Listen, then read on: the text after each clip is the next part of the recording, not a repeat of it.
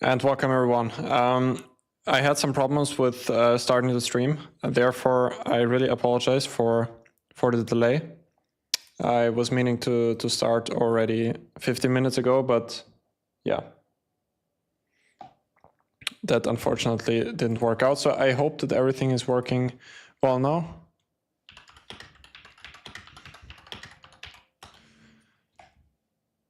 I hope that everything is working well now. So yeah, again, apologies that it took a little bit longer. I had some problems with OBS, but now it should be all right. So yeah, we had already a live stream yesterday where we played a little bit of Blitz. Today I would suggest to have it like similar than yesterday, but at the start I would like to have a look at some games from the Prague Masters tournament, which is always quite interesting.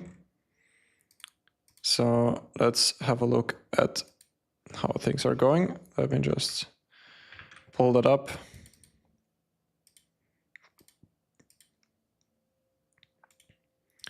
And I'll make it a bit larger for you guys to see.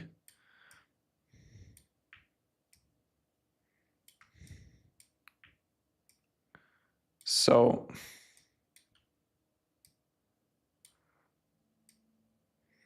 all right, looking almost good, almost perfect right now. Let me just think where to put the camera. Let's just open a board and see how it will look. Let's put this a little bit more over here. How would you guys prefer me to do it? It's very unprofessional today. I apologize for that, but I just really need to get used to the whole layout basically. So yeah, let's keep it like this for now. I'll make myself a little bit smaller. So yeah, Prague Masters tournament is currently ongoing. And yesterday there were many very interesting games. And let's check out what happened today. So this is the Masters tournament. Let me just open the chat so I can see that. All right. Yeah, so this is the Masters tournament, and the first game we can look at is Le Quang against Gurel. That was e45, and that was a Petrov. This line with d4 on the third move, which has become quite popular recently. The main line, of course, is knight takes e5 and d6, knight f3, knight takes e4, and now white has basically three. Actually, nowadays many different moves. d4 is probably the main move by now, but knight c3 is also there, which is like the old line now, where there also has been quite a lot of theory developing recently here.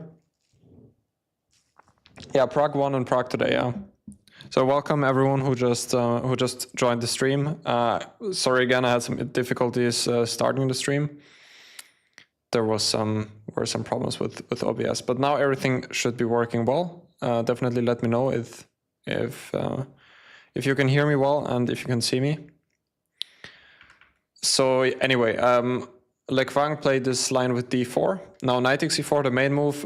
E takes d4, the issue is e5,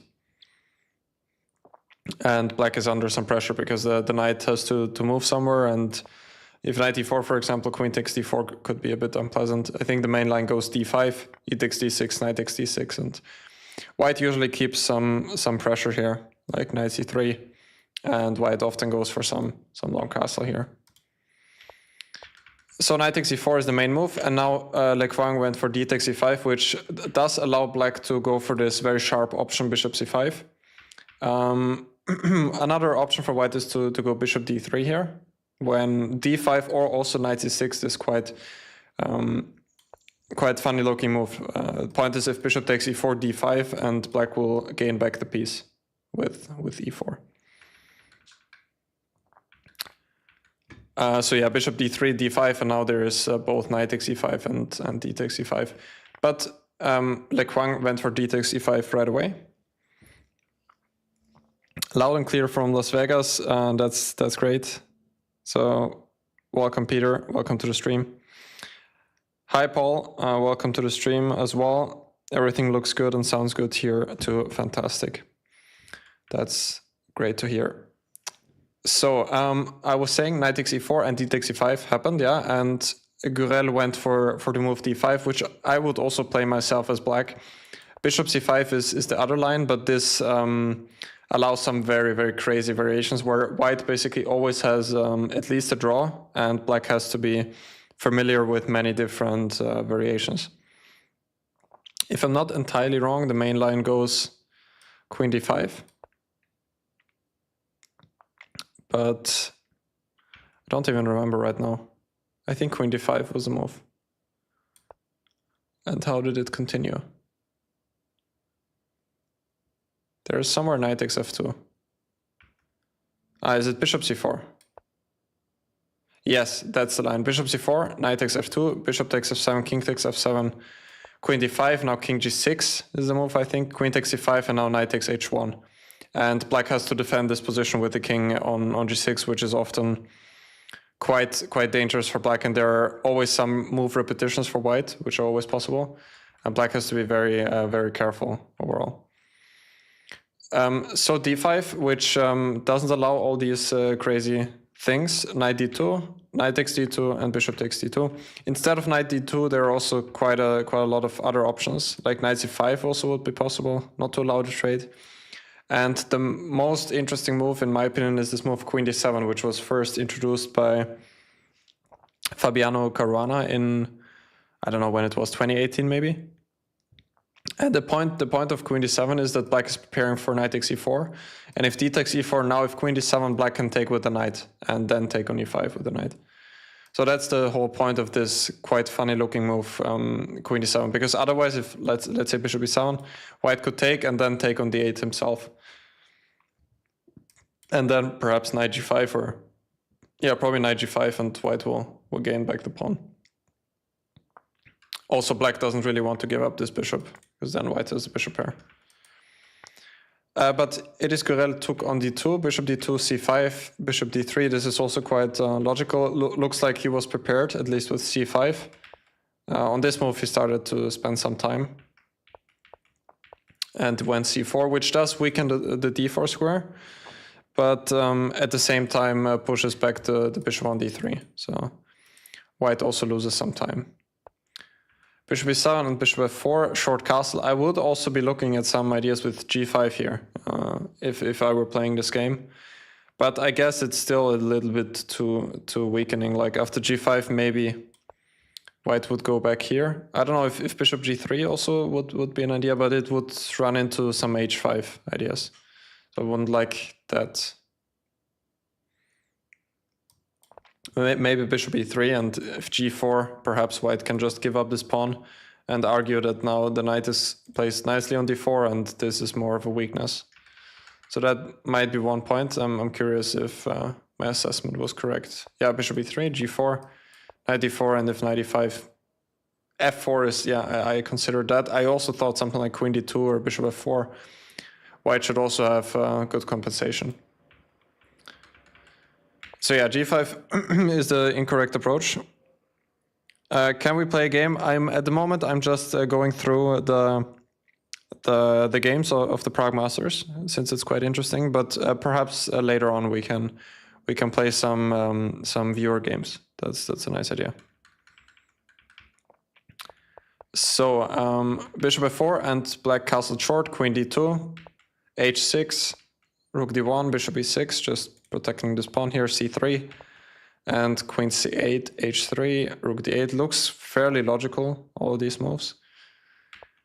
Queen e3, oops, that was by mistake.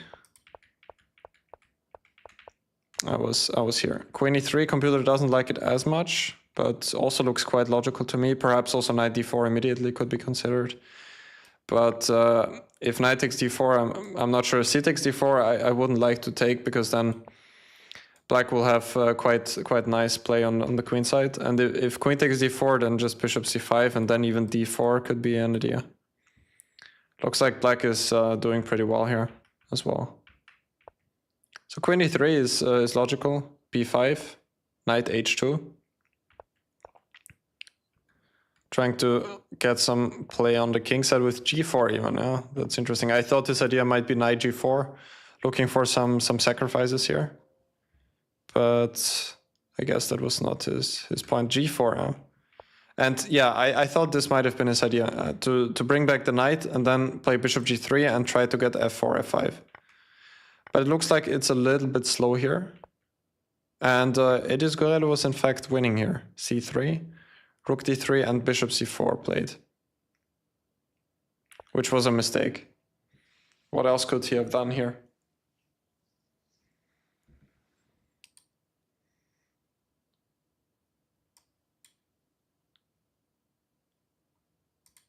What else does black have at his disposal right here? That's the question.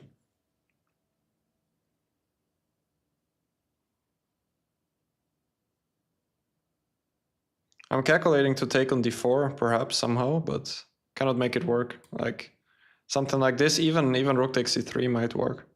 But also rook d4, bishop c5, like knight f3 perhaps. Huh. But there should be something better than bishop c4.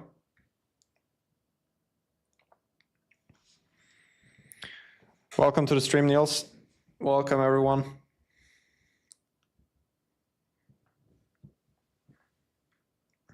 So yeah, for everyone who just joined, we're looking at the games from the Prague Masters tournament, currently being held in Prague, obviously, super tournament. Many 26, 2700s playing there. So it's always nice to follow those events. And this is the game between Le Quang Liem and Edis Gurel. Rook b2 in this position, yeah, that could also be an idea. But the question is, how do you follow it up if I just capture this pawn here? Now, you cannot take on d4 by any of those pieces, because knight d4 runs into rook takes c8. And rook takes d4 runs into rook takes c6, even though here you will gain back the piece. But, I mean, white is a pawn up for now, so even something like bishop f3, now the knight on c6 is in a lot of trouble. Yeah, rook b2, this is the move you were suggesting. I guess rook b2, just rook takes c3. I don't see how it will continue here. Well, there is this one very nice idea. Is this an idea? Rook e2, queen e2, knight d4. That would be quite beautiful.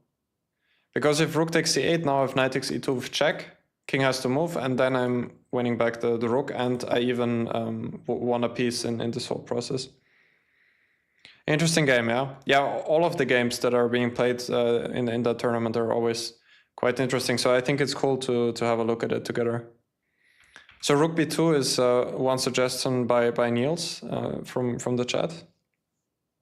And it looks like rook c3 doesn't work because of rook e2. And of course the other point is, if white moves the queen and says I'm protecting the rook now, I will anyway take. And after queen c3 I have knight e2 and I'm also winning back the queen. Yeah, this is nice, yeah. Rook takes e2. So I guess after rook b2, cannot take on c3, but what else? Maybe bishop f3 is one option. Because now I'm finally threatening to take here.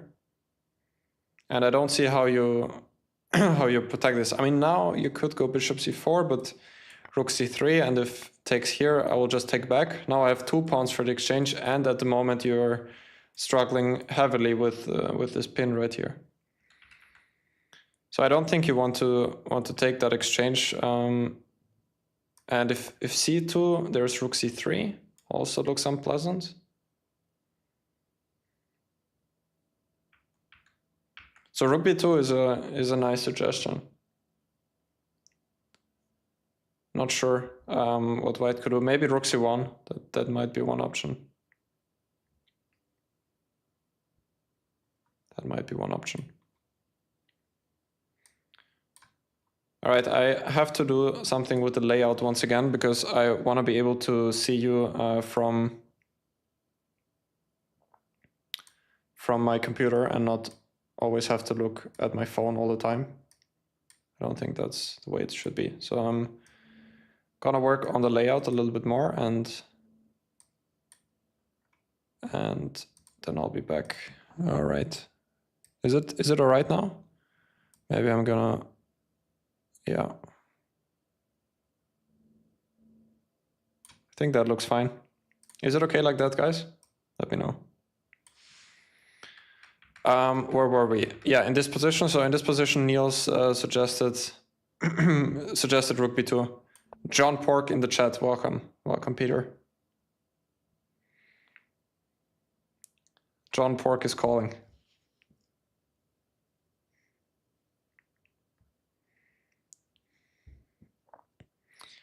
So welcome to everyone who joined in the stream. Just having a look at the games from Prague Masters. And Niels in this position from the chat suggested this interesting move, rook b2. And here we just realized that after rook c3, there's rook e2, which is probably a very nice trick. And the point is queen e2, knight d4, and to me it looks like black is winning material.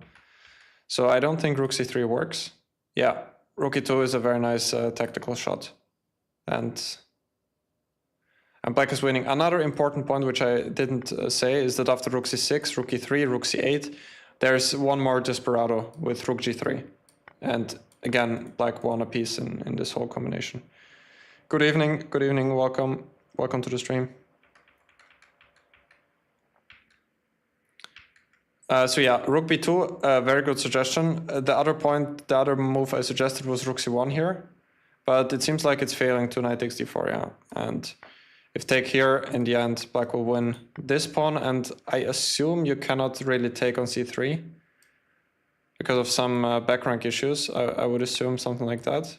Rook f1, rook e1. Not even like that, yeah. Just to take the pawn on a2, and it seems like this is just hopeless because black has the very strong bishop pair. White pieces are quite passive. And at the same time, this pawn is just very fast. So bishop f3, it looks like the only defense according to the computer. And black is better, yeah. With a couple of moves. Queen a6, I like that one.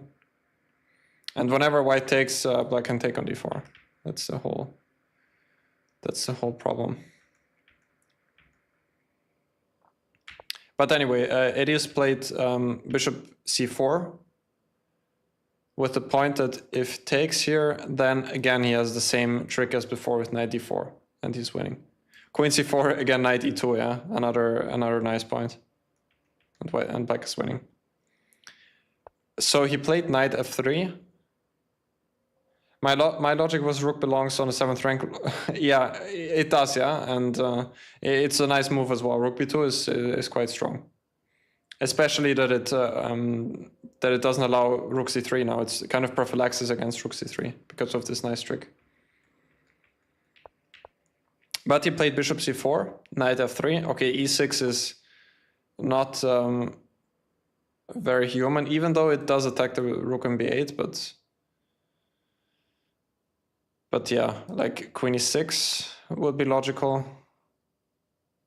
Bishop b8, rook b8, or oh, then it's already bad. Bishop d3 has to be played.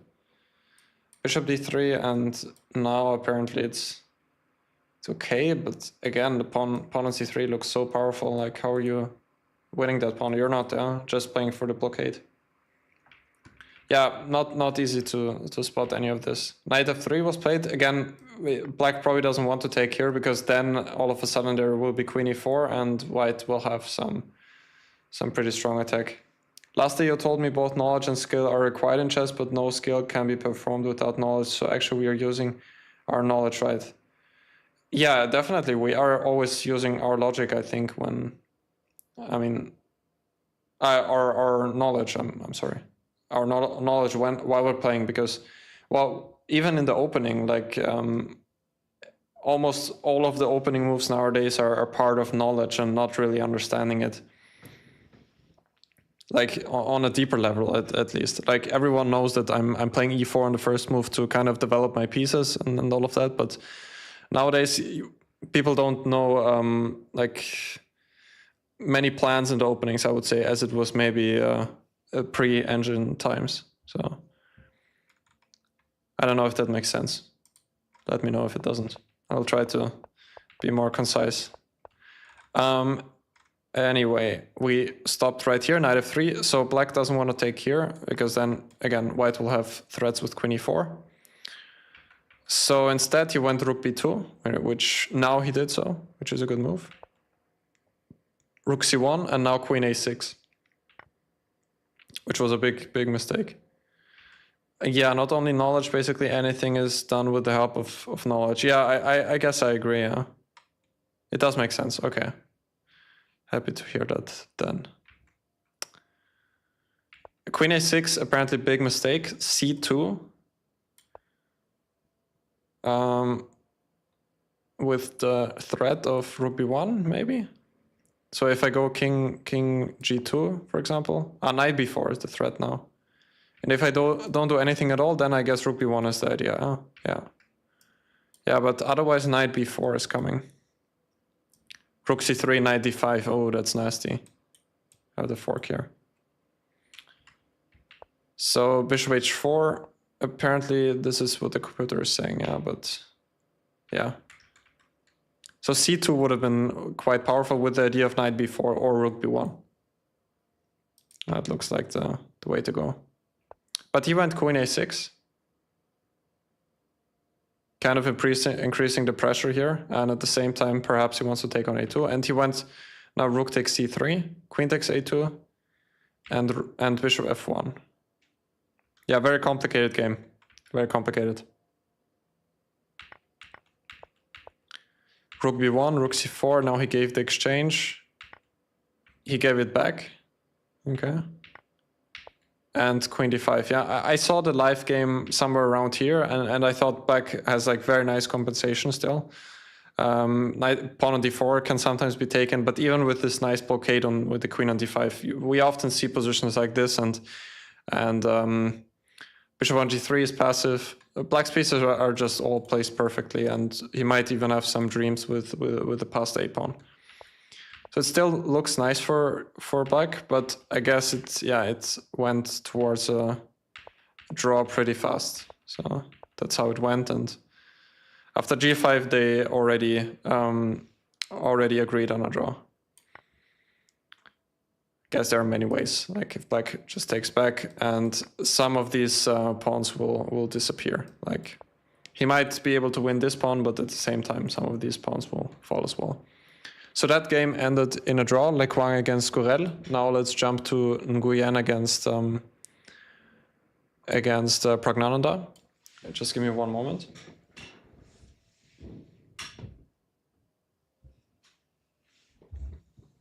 I have my kefir drink here.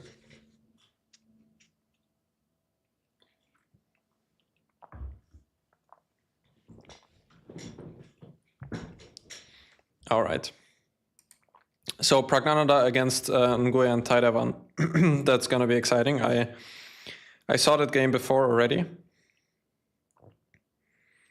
and it seemed quite interesting. So let's have a look. D4, knight f6, c4, e6, knight c3, and we see the Nimzo. And Pragg went for this line with g3, which was played by Magnus. Again, in the famous game against Hans Niemann, where Magnus lost with, in that pretty famous game. Will you help analyze our games too? Well, in this stream, I mostly want to have a look at the games from the Pragg Masters. But if you have some concrete questions about openings or about chess improvement in general, don't hesitate to ask them. Short castle, bishop g2, and Nguyen went for d5. Yeah, that's of course, now we are back in the Catalan, basically. Like there is also this move order, knight f3, d5, g3, bishop b4, and knight c3. that's how you can reach the same line as well. Yeah, honestly, I never really liked this with black. That you have to take the pawn on c4 and all of a sudden white gets this nice compensation with the pawn center. I never really liked that. So if you're like me and don't really like to grab this pawn, then I think it's best to investigate some lines like d6 here, something like that. I always really like those structures, or even it's possible to take here and go for something like d6. Now we have this sort of Nimzo structure, but white has the bishop on g2, which from my experience is usually better placed on d3, simply because from there it's protecting the quite weak pawn on c4. And anyway, mostly white will play for e4, and then the bishop on g2 is anyway not doing that much in most cases. But of course this is also playable for white as well. Like knight f3, and now I would probably play knight c6 with black, and e5 looks very harmonious for black. So I would prefer to go for that if I were playing this as black. So things like calculation or prophylaxis or converting advantage all are done with the help of our knowledge, right? Yeah, I guess so, yeah. With our knowledge and with our experience as well. I guess that's what counts in the end, knowledge and experience. But yeah, I mean, skill is also part of that. But I guess your knowledge kind of reflects your skill as well. Like there are not many people that don't have any knowledge, but at the same time have skill. It kind of goes together in my view, at least. Yeah. So Nguyen played d5, knight f3, dc, and now Pragg went for this move a3, asking some questions right away where he wants to go with the bishop. And if he goes back, then e4 is working.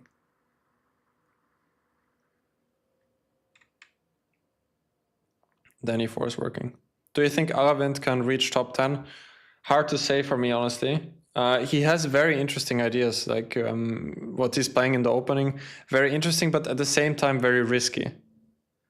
So this might be one of his challenges to overcome, that he has to be able to perform the same level also then against the absolute best in the world, like Fabiano or Hikaru or even Magnus. I mean, this event already is kind of like as high as you can go, but to be in the top 10, I guess you have to then also play very well against the guys like Hikaru and so on, who are like at 2800 level. And I think this could still be a little bit hard for him. I mean, it is for everyone, yeah, but yeah. Skills, anything practical, like calculation, prophylaxis, all are skills.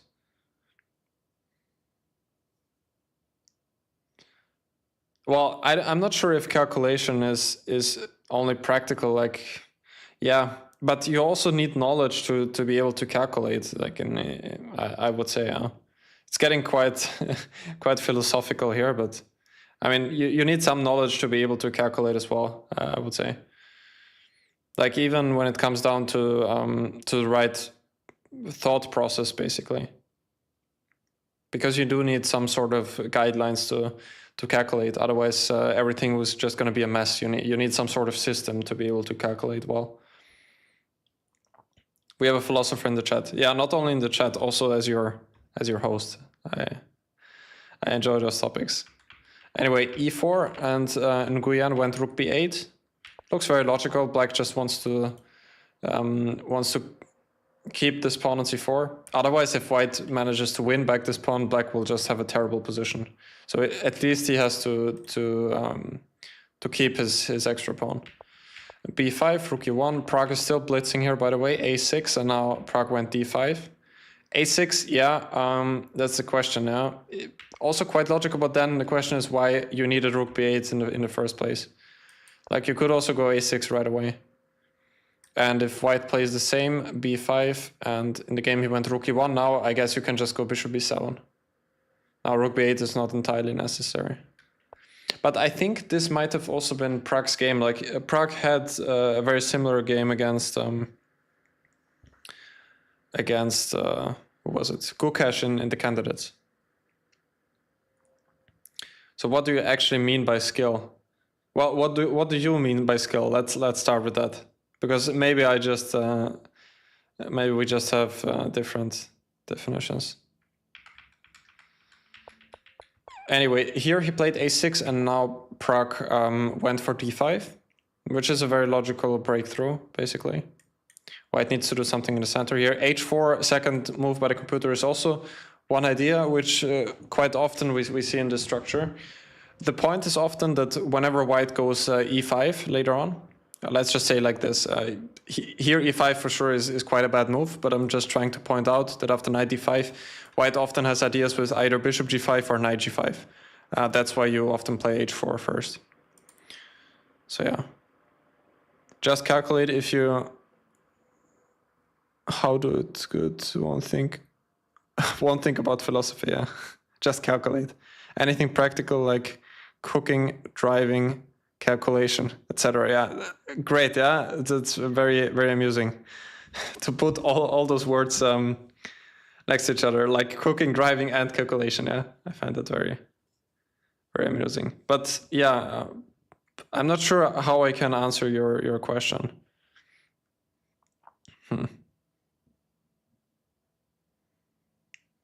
It's getting a bit too confusing for me, the whole topic. Hi, Inner Beast. Welcome to the chat. Welcome back. Great to have you back. So yeah, Debario, if you could maybe rephrase your question. I'm just having a hard time to give a fully satisfactory answer to you. So d5, knight a5, and queen c2. Pragg still playing fairly fast here. And here Van went knight h5. So yeah, knight a5 is logical, because if you take and then go knight a5, there is now rook takes e7. And queen takes e7, d6, and all of a sudden if you take, you're gonna lose quite a lot of things, probably. Like everything is hanging here, and also black's pieces are all quite passive. So that's why black cannot take, and therefore he went knight a5 first, queen c2. And now it's getting very unpleasant for black, because all of white's pieces are fully in the game. What do you think about b4 as a 2 to 50? b4 in which sense? You mean to play it on the first move, or? So yeah, queen c2, knight h5, trying to kick out the bishop on f4. Yeah, as I said here, like it's already very dangerous. You also don't want to take here. Rook d1 is coming, and then white can go either e5 or e takes d5. Like this looks extremely dangerous. So knight h5, bishop e3, and here he went f5, yeah, which computer doesn't like at all. But I don't blame black for doing it like this, because you have to, like, computer wants to go back, knight f6, rook d1, queen e8, but this looks so ugly as well. Like now bishop f4, now knight h5 is not possible anymore, because c7 is hanging. And oof, rook b7, yeah, that looks really ugly.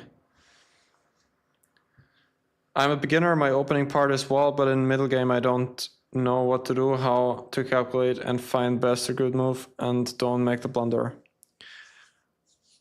Yeah, I guess the most basic thing to, well, first of all, I guess you're asking what you can do to improve that. And I think the easiest way to improve your overall game, if you're a beginner, is to simply solve as many tactics as you can. Simply solve as many tactics as you can, man. I think that's the best advice I can give. First move b4 as a main repertoire. Well, I wouldn't recommend that. I wouldn't recommend that at all. I have a very classical approach when it comes to openings, which nowadays can be a bit problematic, but still, I would urge you to play some more classical openings. My main question is, right now you're analyzing games, telling ideas and calculating stuff, etc. So by applying what you are doing, thanks for being so patient and answering. Yeah, sure, man. I'm really sorry that I have a harder time to answer your question. I'm really sorry for that.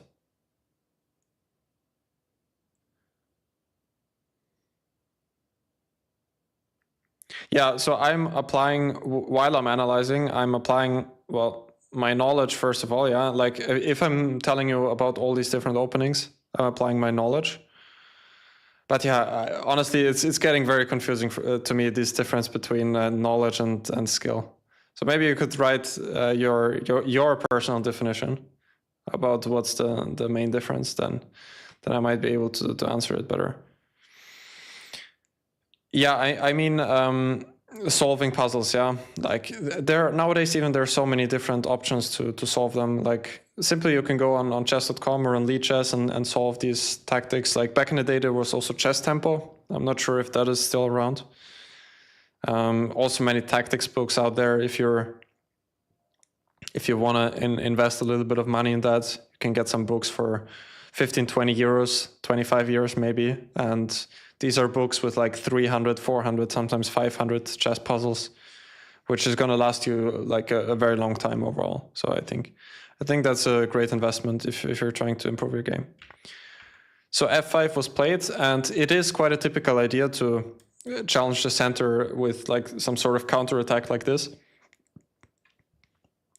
But here, both of these knights are just a little bit too far off, I guess. And black is still not fully developed overall. So it seems a bit, it also seems a little bit early to strike in the center.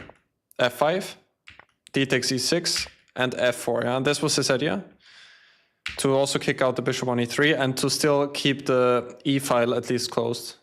That might have been an idea. If you had to decide between e4 and d4 for the first move, which move would you play for the rest of your life? That's a great question that was also asked to Magnus Carlsen, I think, in one press conference or in one interview. And I think he said that he would go for e4. Please correct me if I'm wrong here. Because he said that if you go e4, you will have more types of different positions, simply. But honestly, I'm not sure at all. I would probably also go for e4, even though at the moment I personally like to play d4 more, or knight f3. But I do tend to agree with Magnus' statement that if you play e4, you have a bigger choice for openings, I think, overall. In the middle game, I struggle strategically or finding ideas and especially converting winning positions. How do you make the next step from 20 to 50 to 2400? Been stuck for about 2 years. Well, as I said on many different streams, what has always helped me quite a lot is studying with chess books. So even here I have like 20 chess books on the floor, basically, where I'm looking also for material for my students.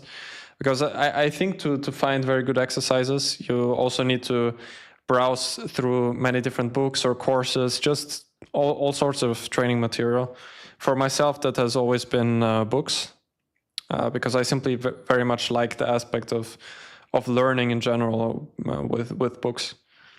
I find it easier to do so than over a screen, but that's a personal preference, I guess. But yeah, just to find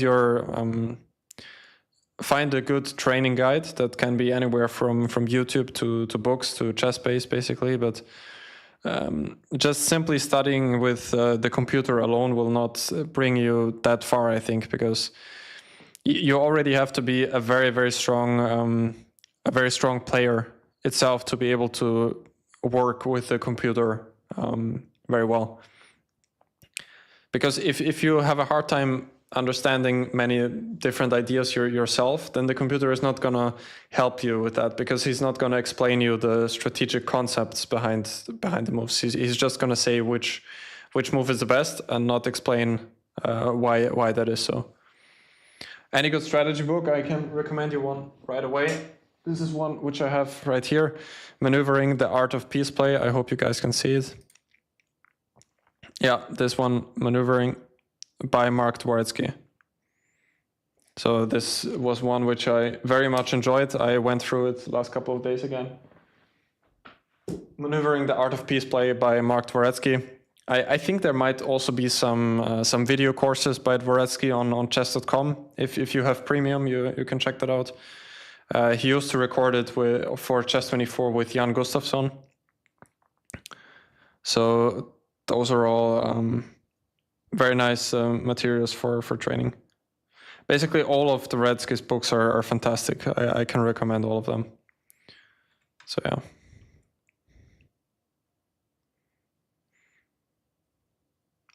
yeah. Did you go through the Grandmaster Prep series? Well, we already spoke about it yesterday briefly.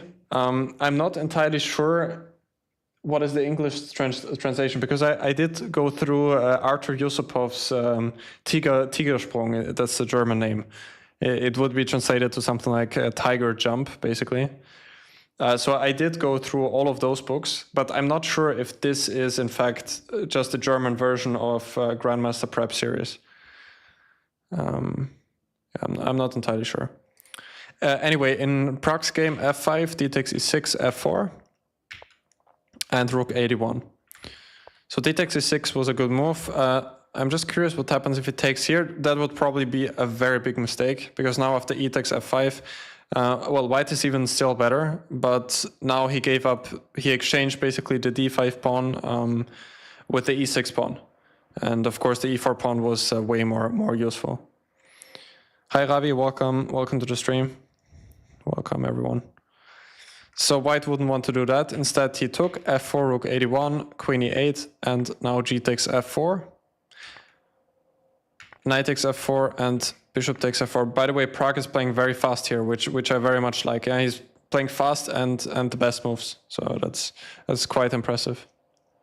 How do you get comfortable positions in the Sveshnikov Sicilian as black? That's quite a broad question.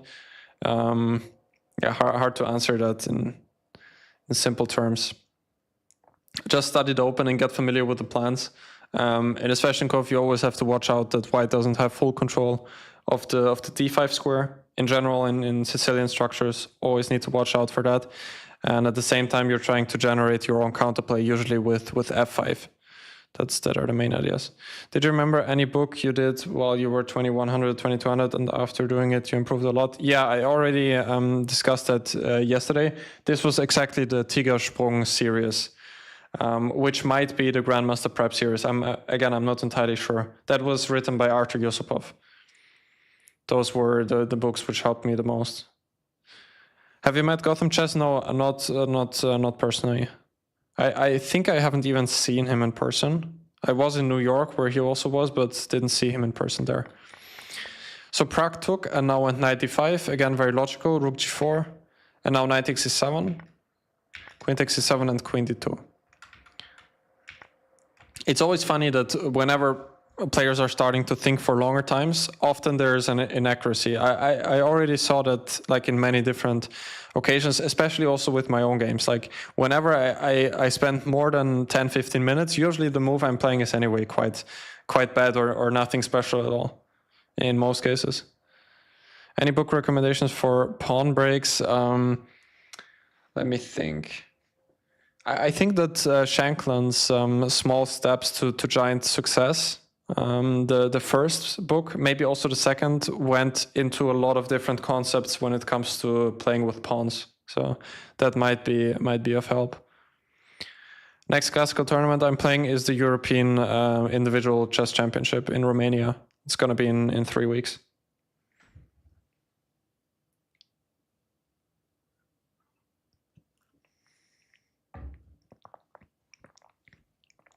So knight takes c7 was played in a game. Queen takes c7 and queen d2. Yeah, I'm still reading books, yeah? Hard to believe. Hard to believe. Queen d2. So now there's the threat of queen d8 and the knight on a5 is hanging. What else could he have done? So bishop e7, he gave up the knight on a5. Why didn't he take it? That's a good question. Bishop takes e4. Huh.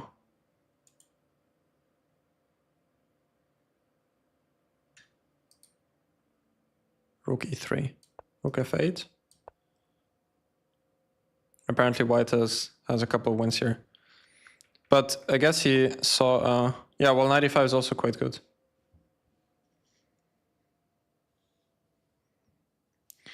all you have to do is to learn engine lines, but nobody will tell you because they cannot. Yeah, I mean, chess is heading a lot towards the memorizing path, but there is still a lot of creativity involved, so it's not purely that. Yeah, but I mean, you're right. Yeah, I also don't really like that development that much, but it is what it is.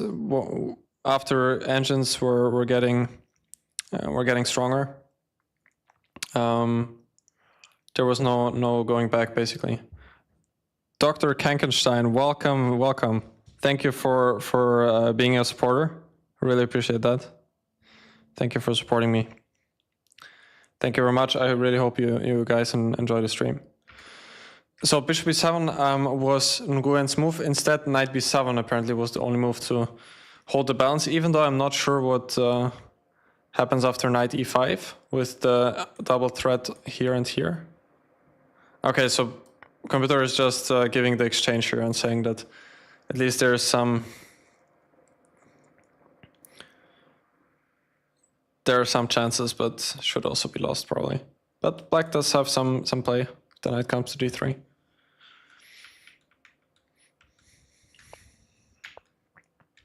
But yeah, bishop e7, knight e5, and rook g5, f4, takes, knight c6, queen d7. Very funny pawn structure here. Triple pawn along the e file. Rook d8, he took, and rook d7. Yeah, white is just way too active here. And it looks like here the game was over. So yeah, quite an unlucky game for Nguyen, who immediately was under quite a lot of pressure in the opening, which doesn't happen often to him since he is always very well prepared actually. So next game, Giri against Navara, knight f3, knight c6, bishop b5, and we have a Berlin. David Navara. Long time Czech #1. Now it's not so clear anymore because both Navara and Nguyen have very similar ratings most of the time. So d3, bishop c5, c3, one of the main lines here. Of course, d3, other line is short castle, and after knight takes e4, both rook e1 and d4.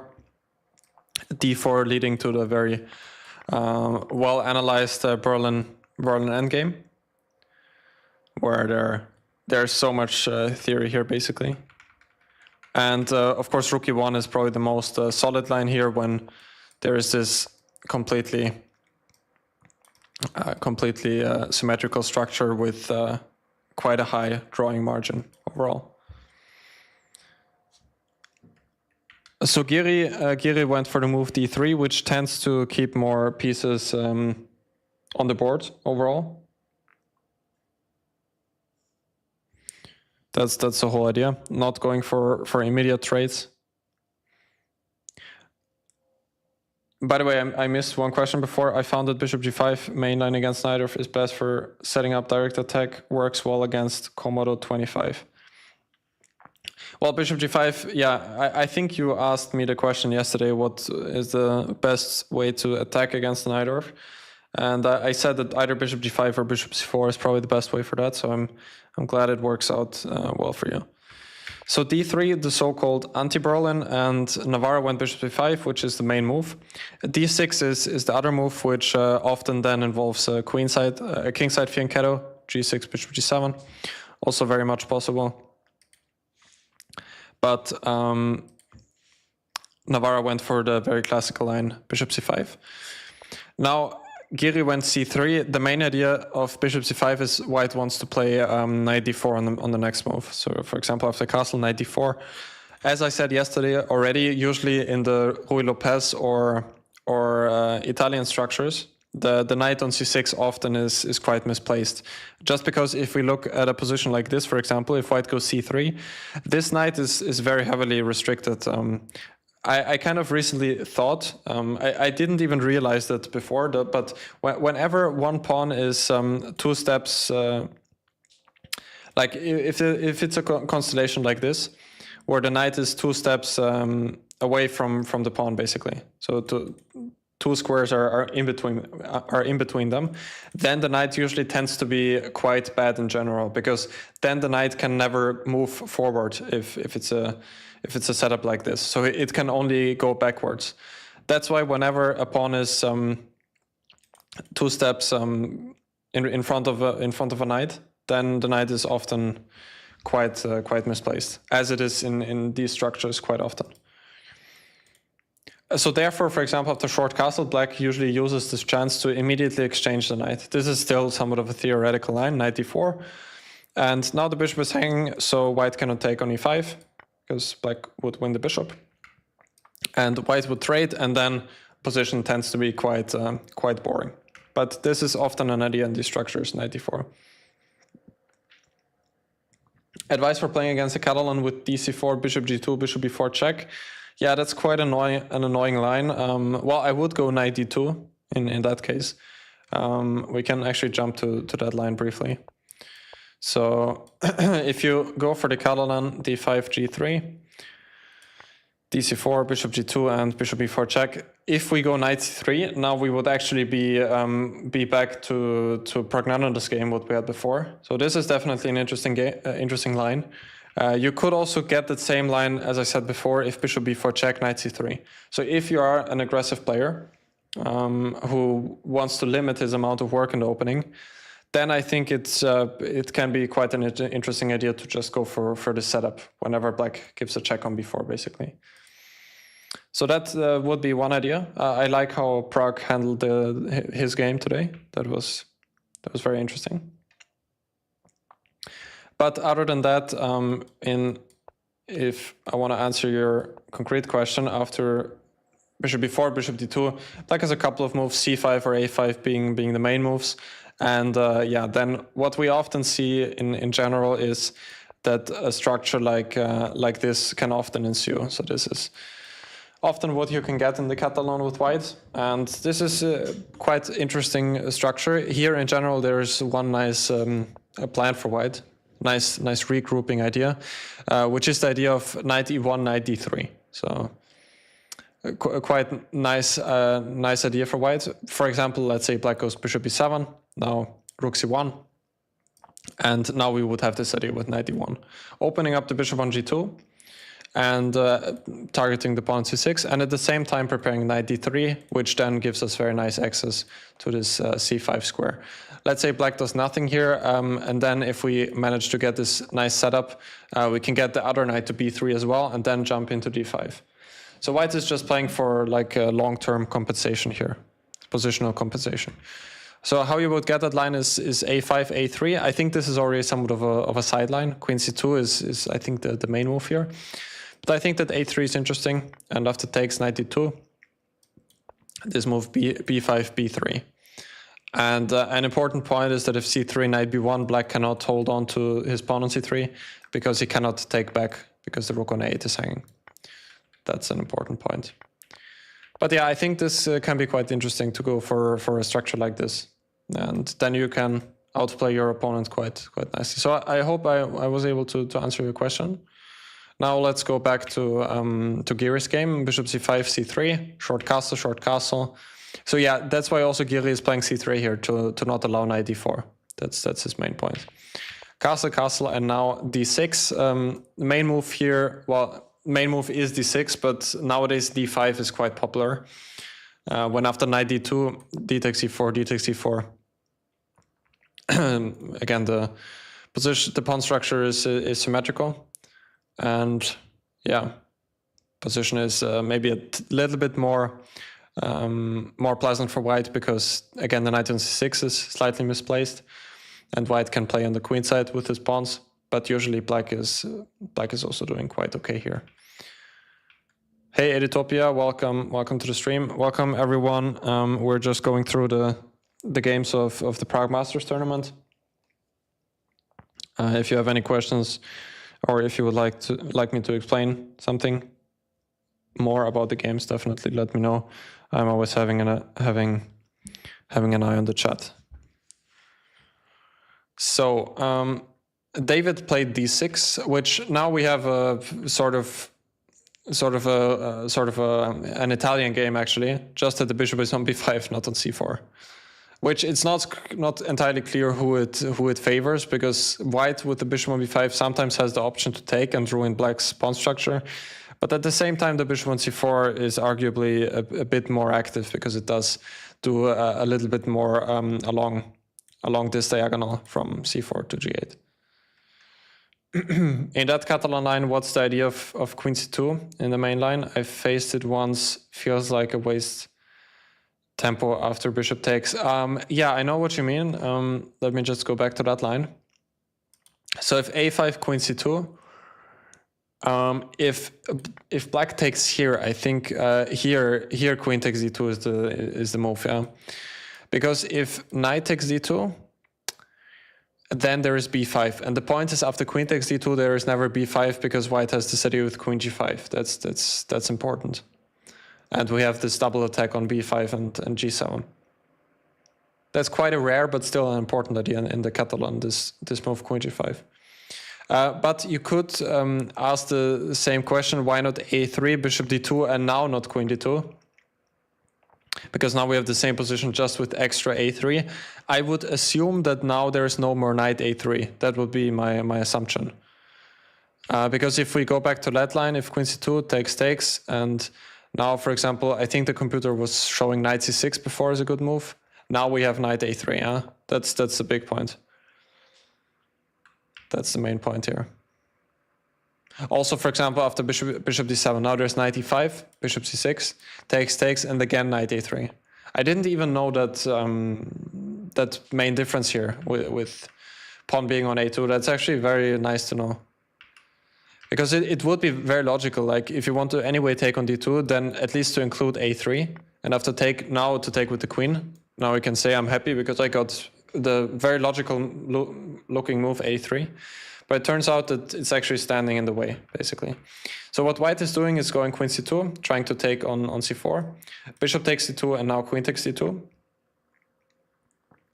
And yeah, now white is intending to win back the pawn with knight a3. I think c6 is the main line, a4, and now b5 is one of the moves, knight e4, knight d6 being another option. And now after b5, again, white has the same idea to win back the pawn, queen g5. And there is some theory here. In the end, black is probably fine, but still needs to be a bit accurate because pawn structure is a bit worse. So yeah, I hope I was able to answer your question. Quite an interesting line. And I also didn't even know myself this main difference with a3. So that was nice to know. So Navara played d6, rook e1, and now knight g4. Yeah, this is again some sort of theory. I think this was recommended in Neil Scrandelius's Rui Lopez course for white.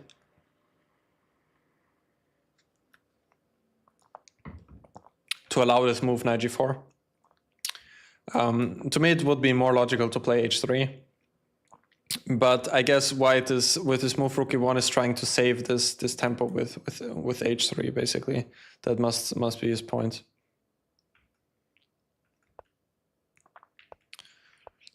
But it does allow knight g4, rook e2, and now f5. Quite a typical idea. That's nice to know, yeah. Yeah, I agree. That was a nice line. f5, e takes f5. Giri, of course, still knows everything. d4, bishop b6. And bishop g5, queen c8, knight d2. Apparently queen c8 was probably the move which brought Giri out of book, perhaps. Queen e8 being the other option.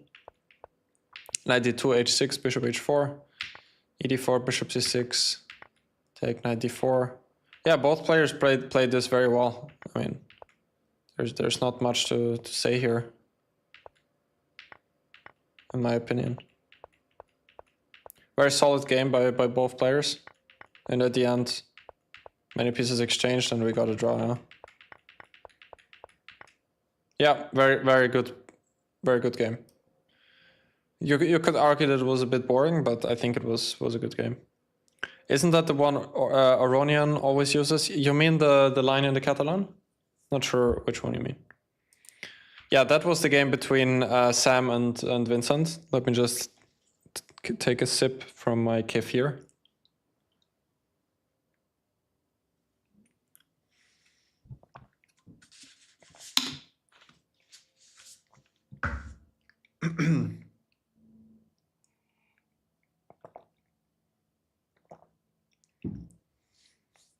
All right, so Sam Shankland with white against Vincent Keymer.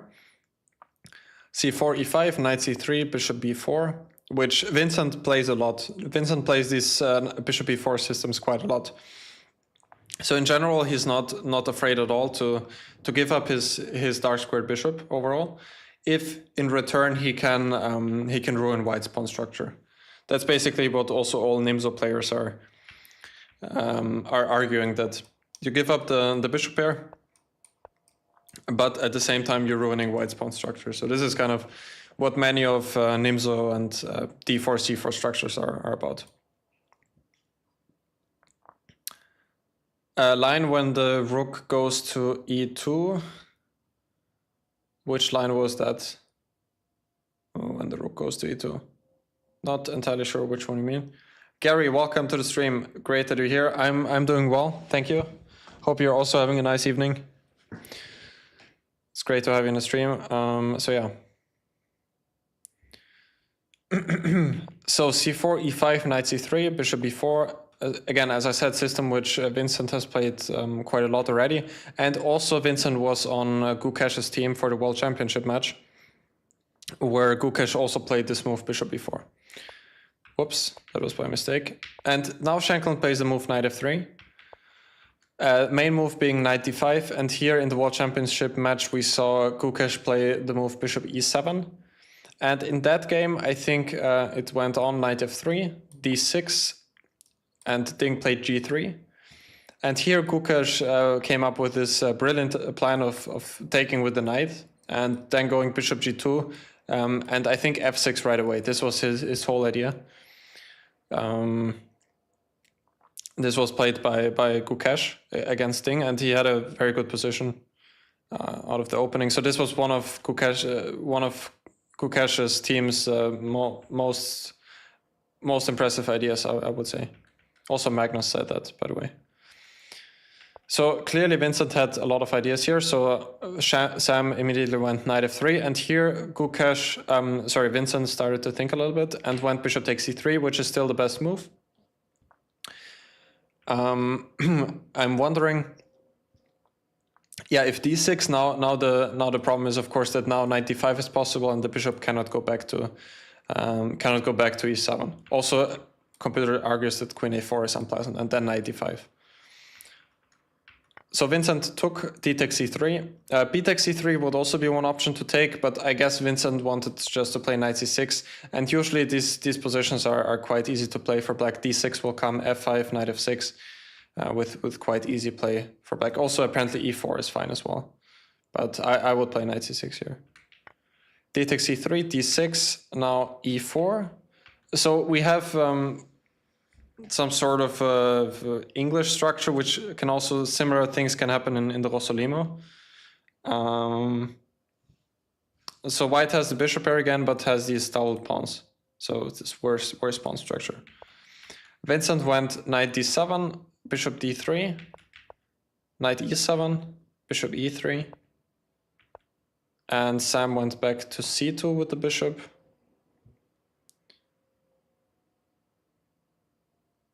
Indian opening factory. How did you come up with that? That's hilarious. You're saying Vincent is the Indian opening factory, yeah? That's hilarious. So knight h4. Clearly Sam is still playing quite fast, so he must have had this idea with going knight h4 and then perhaps long castle. That must have been his idea here. Bishop a6, b3. Queen e2 would also be possible, but it does allow this nice shot knight d5. Yeah? That's a pretty cool idea. Probably didn't want to allow that, because if e takes d5, queen h4, I would actually take black here, because b3 and these double pawns are completely useless in this position. And black will just play f5. To me, this looks like super comfortable for black. So b3, very logical. h6, a4. Computer doesn't like it. Wants to go queen e2, but I don't think he wanted black to allow a4. b4 is not a move which is easy to make. Now the pawn c4 is quite soft. So a4, bishop e7, queen e2, knight f6, f3, g5. Vincent also handled this very well. Yeah? Knight f5 takes, queen e7, long castle. Quite an unusual position. King b2, queen f8. Where is he going? So he wanted to have h4, queen g7. Yeah, makes sense. Could he have also done something similar, like an idea with g4? Yeah, that would also be possible. But now, of course, white will not play h4. So put his queen to g7. What if he takes here? There's this idea. Oof. Bishop takes b6 and rook d6. That's a nice idea. That's quite a nice idea.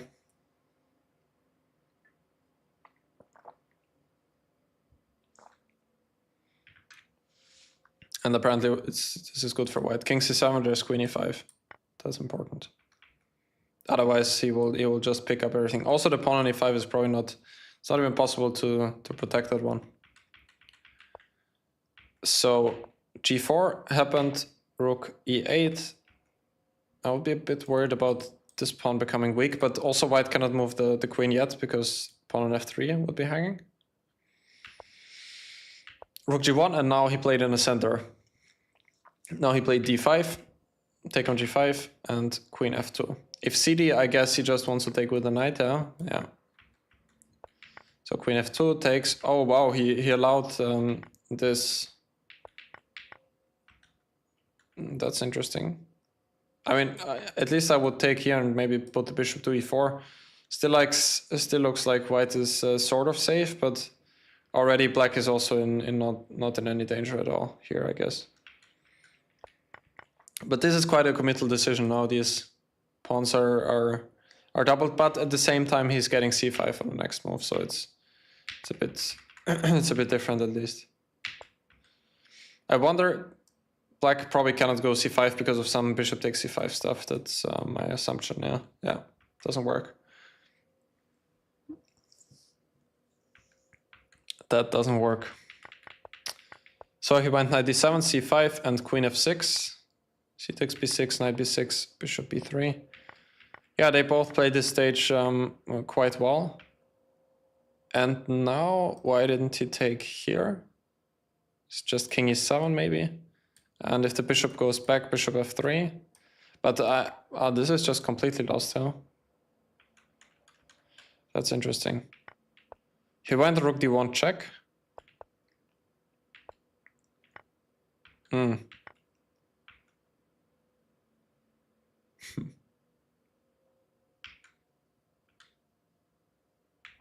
So bishop d5 is a blunder. Bishop f7 might be a draw. Bishop f3, rook f1 only move, e4, f6 only move. Ooh, rook f8, bishop d5. Or bishop g6 is perhaps more accurate. This is the point. This is the point, guys.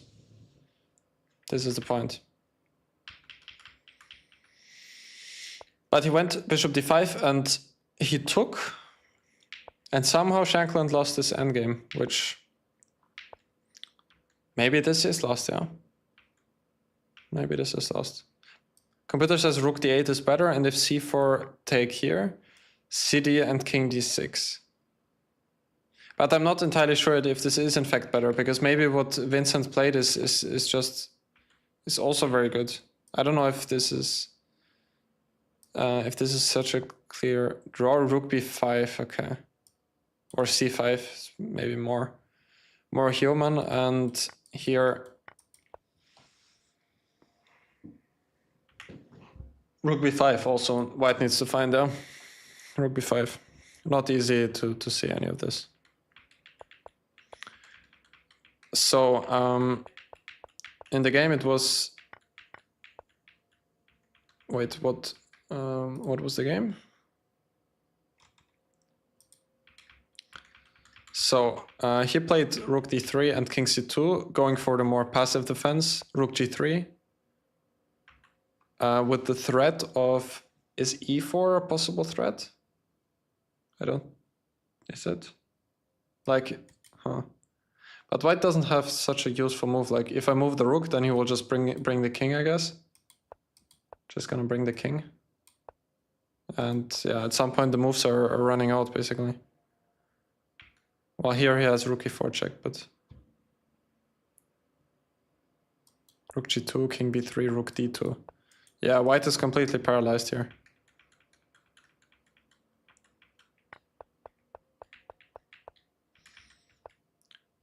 So this was the game, rook a2 and king c6.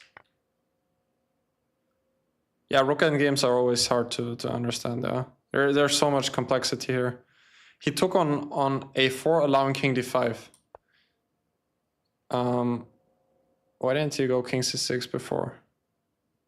Because this does look quite logical. Like, anyway, you can take on a4 next. Maybe he didn't like rook d8, rook a4, king e3, and all of a sudden rook f8 is there.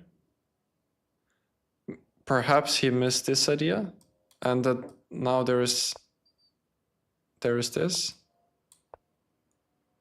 But this is not even that good, huh? Not even that good. Shankland looks like a younger JD Vance. Perhaps you're right. Yeah, now that you mention it, there are some similarities.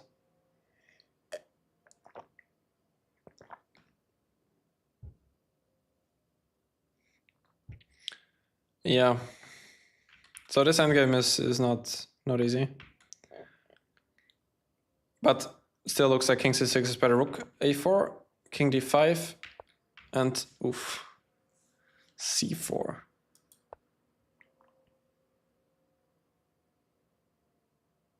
I would assume that rook b4 was Vincent's idea. C5. Huh. C5, rook b5 even loses. I thought this at first, but there's king c4. And all of a sudden white is winning. Because otherwise rook b5 is just winning, yeah? But there's king c4. So c4 apparently is the only way to draw, and then c5 will come.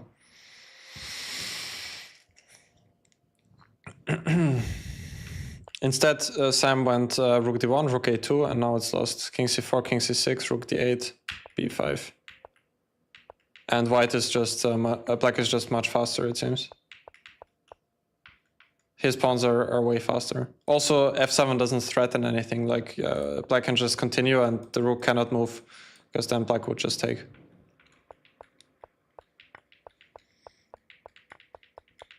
Yeah, so nice win by Vincent as well. And the last game is Aravindh against Vailly.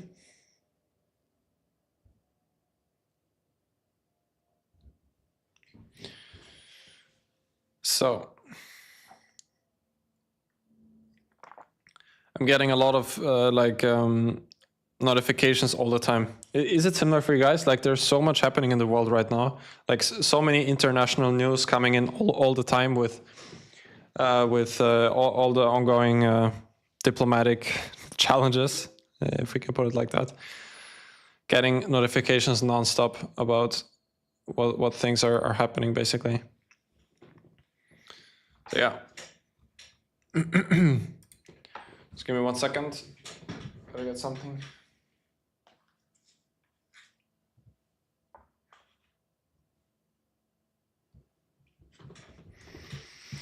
So.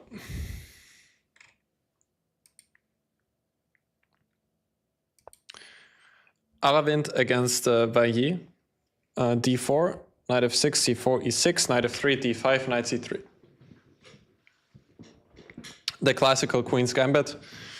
One opening which I've always wanted to play more of, but I'm simply having a hard time here that there are just so many different variations for white to cover. Like, I can give you a brief overview. Bishop e7, the absolute main line, where black is extremely solid and it's hard to have any advantage. Bishop b4, the line which was playing the game, the Rogozin, which is also at the same time very solid, but also black has some dynamic chances here, because white is often a bit underdeveloped in this variation. Then there's c5, which is ultra solid, and after cd5 there's both cd4 and knight d5. The Vienna variation, as you point out, is there as well, e4, and now there's both bishop b4, which is highly theoretical, and b5 at the same time, which is also extremely sharp. And then as well, there's of course the Semislav, which is extremely big as well. Like there's so much theory here, and then you have all these sidelines like h6 and a6 as well. So, and of course knight b7, which is also a huge line. So, always had a hard time coping with all these different variations here as white. So the Rogozin happened, queen b3, Aravindh, which always had kind of the reputation of being sort of a draw line, because it's quite forcing, and at the end black is more or less okay. So yeah. By the way, Carlos, I missed your question before. What do you think about the King's Indian? Very interesting opening. I always really liked it. It was like my childhood opening. And it's quite underestimated, I would say, at least on the top level. I think there's a lot of practical value there. This is kind of random, but curious what you're using to host your website. Design looks very clean. Actually, a friend of mine did that. Thank you, first of all. I'm glad you like the website. A friend of mine did that for me. The video, which is on my website, by the way, the website is felixbloberger.com. Can definitely check it out. The video which is on the website there is made from a Simo, which I gave in Vienna, and they inserted it in the website. So doesn't b5 just lose the pawn? You mean in the previous variation? So d takes c4, e4, b5 is like a more modern way to handle the queen's gambit, and it would lose the pawn on b5, but at the same time black would win the pawn on e4. So what white usually does is go e5, target the knight on f6, so knight d5, and now only to take on b5. So here black always has this quite bad pawn structure, doubled pawns. But in return, he gets this nice diagonal for his bishop on b7. He gets the open b file and has the nice square on d5 for his knight. So that's why they played. By the way, Paul, it seems like the command might not work yet. I'm still figuring many things out with the commands, so I'm sorry if it's not working. Not working yet. If you're trying to look for my Discord server, it's in my YouTube description. I do have a Discord server where there are lots of changes there as well. So if any of you guys use Discord, I have the server, which you can see find in my description, where I'm regularly updating you with things I notice like throughout the day, and we have a very nice community already, where people are sharing their games and examples. So if you're interested in that, definitely check it out. I would be happy to welcome you there. So this is the line with b5. I don't think it has a name yet. If it does, please let me know. But it has become quite popular recently.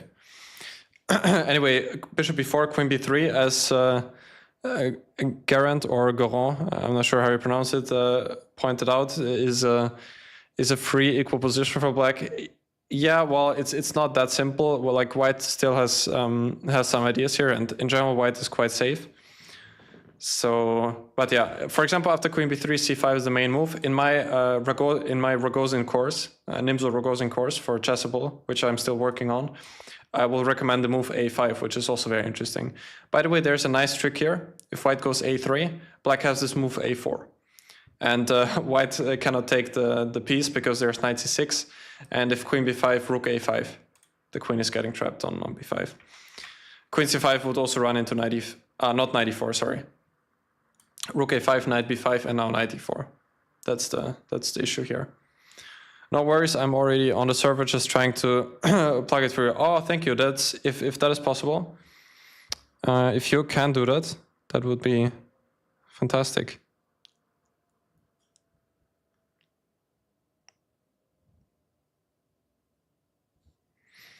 So yeah, this trick is quite nice. with a3 and a4. That's a nice trick for black. Because the problem with c5 is if you're black trying to play for win after c5, white has very safe ways to handle the position, basically. Very safe approaches, which is going to be hard to play for win there. D takes c5, knight c6, the main line, and now bishop g5.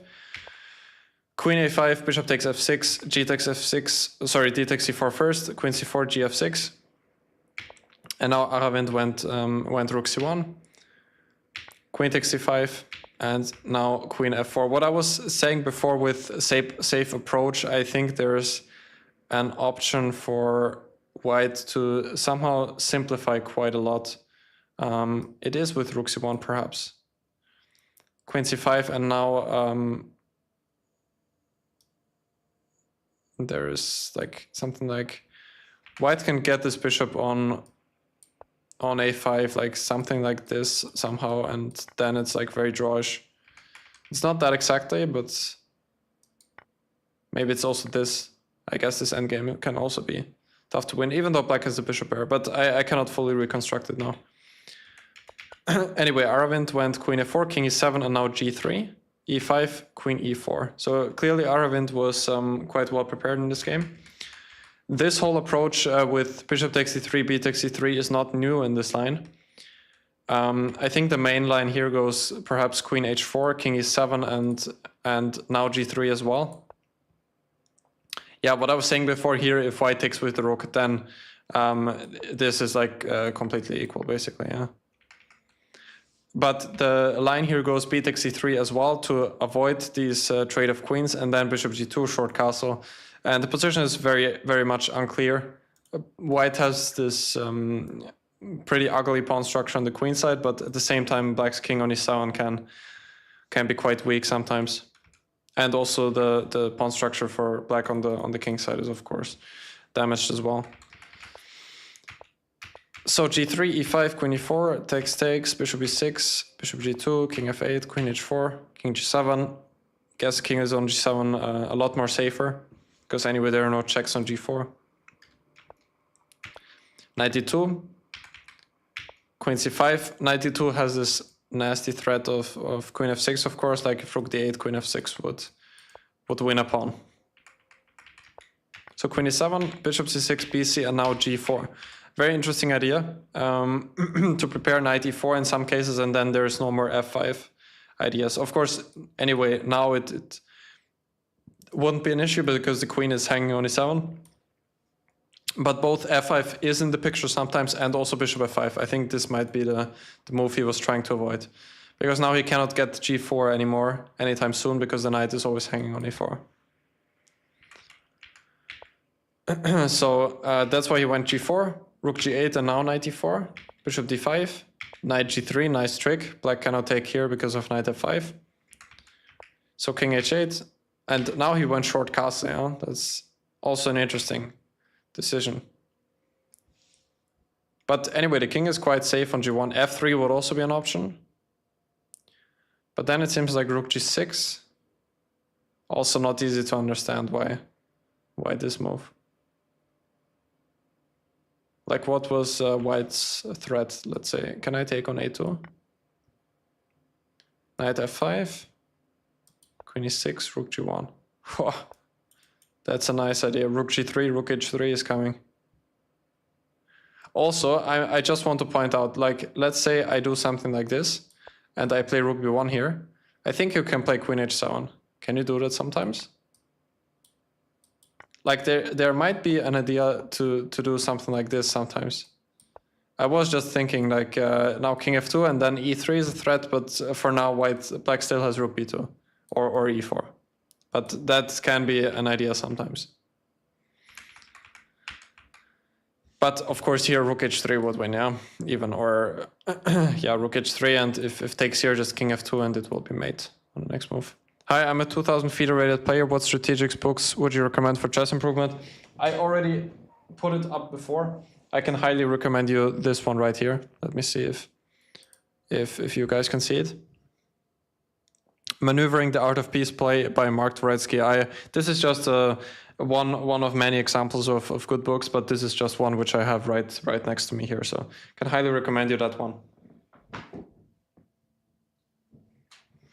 Very good book. So he went short castle. Anyway, f3, apparently rook g6 was the best defense, and if now knight f5, queen a3, king f2, bishop e6. So he needs to be able to free the queen, so protecting the pawn on f6 with the rook, to be able to generate some counterplay here with the queen. That's why rook g6 was important.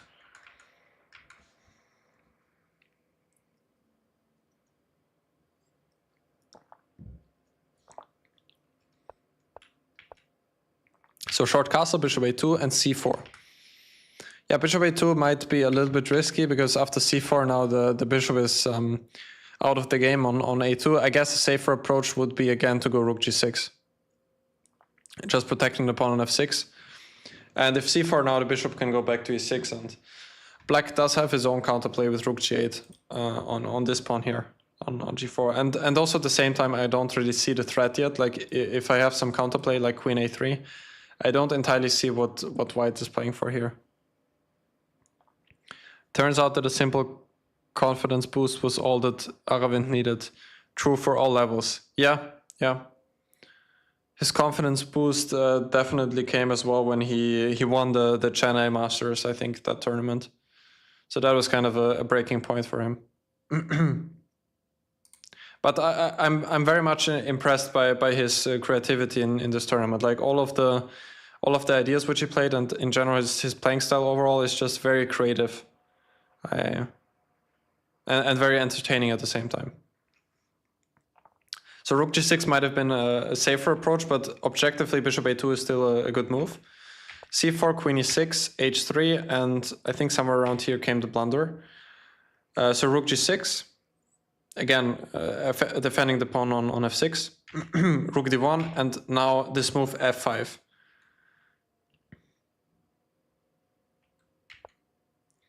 Which apparently is quite a big blunder. Bishop takes c4 is the move suggested by the computer. And I wonder what white's idea was here. Because I don't yet fully see the threat. Like, why did he play rook d1?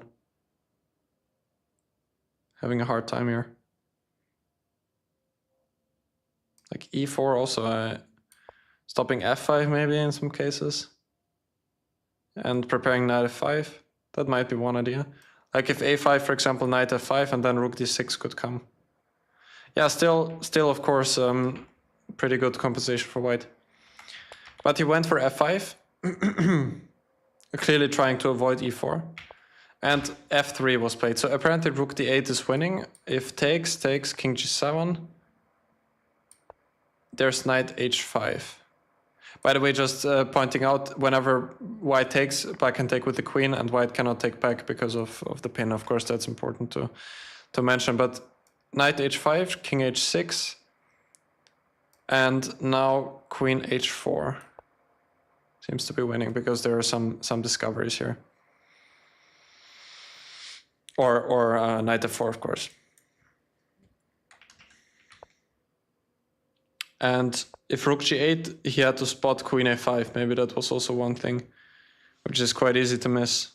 Bishop c4, I guess rook c4, queen e5, rook g7, and now not knight h5.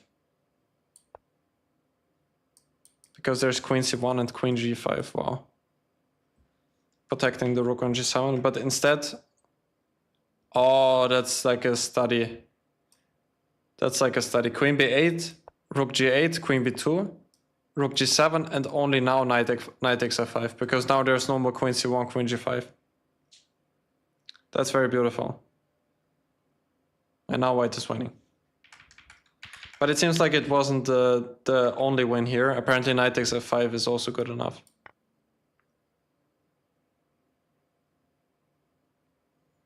Apparently this is also good enough. And queen c1, queen g5. King h2 apparently is better. Queen g5, f4, f6, Queen e3, Queen g6, and now knight g7. Yeah, but still not entirely convincing, this. Not entirely convincing. For example, taking is already a mistake. Black has very good counterplay with the a-pawn. So apparently queen e7 is the only winning move here. And if this, queen d8, and then he will get this pawn. So now white is winning the pawn on f6.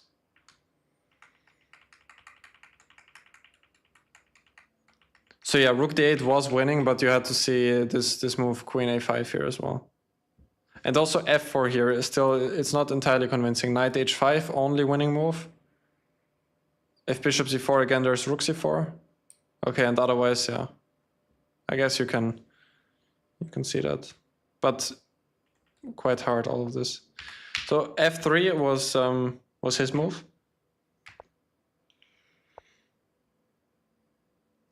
Rook g8, rook d8. Apologies for that. Getting quite late, so we'll just finish the analysis of of this game and then we'll call it a day. So f3, just protecting the pawn on g4, rook g8, and now he went rook d8, hg, bishop c4, takes, and white is down 2 pawns, but the king on h8 is just such a long-term target. It's just weak long-term, basically. Now bishop b5 was apparently a huge blunder. Bishop d5 being the only way to hold the game. I don't fully understand yet why. Perhaps in some cases knight e4 is protected against. That could be one explanation.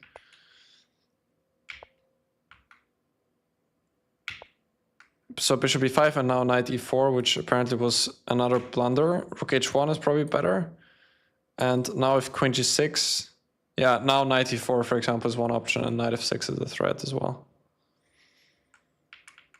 Yeah, I'm not sure why he didn't go rook h1. Probably doesn't matter as much. I mean, there's only the option of f5, which I'm also not entirely convinced what's happening here.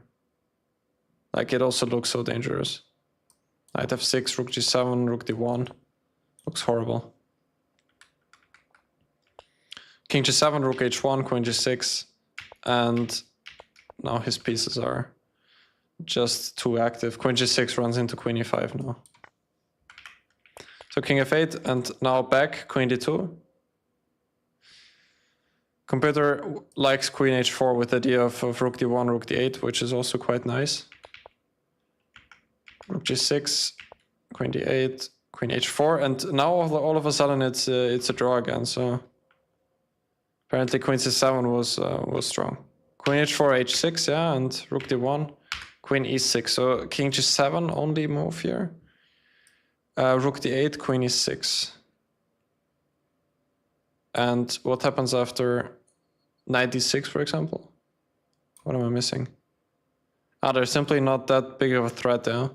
King can go to h7, but again, it looks very dangerous. Very dangerous, of course. But white needs to try that, because this was played, and now maybe he thought it doesn't matter. Maybe he thought rook d8 would come anyway. But now there's queen d8, and if king g7, rook d6.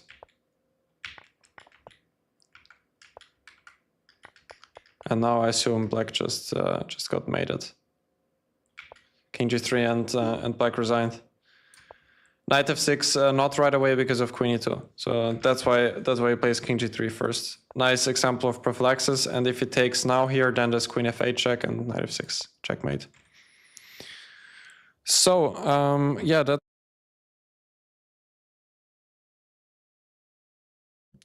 basically concludes my analysis for today's round. I hope you enjoyed this type of format.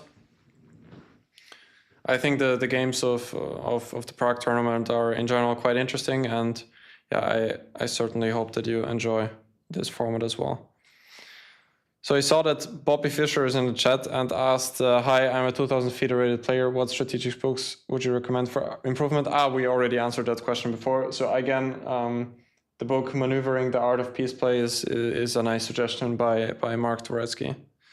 So that's a nice book. All right, everyone. So again, I hope you enjoyed today's stream. Thank you all for watching. I had a great time, and I'll see you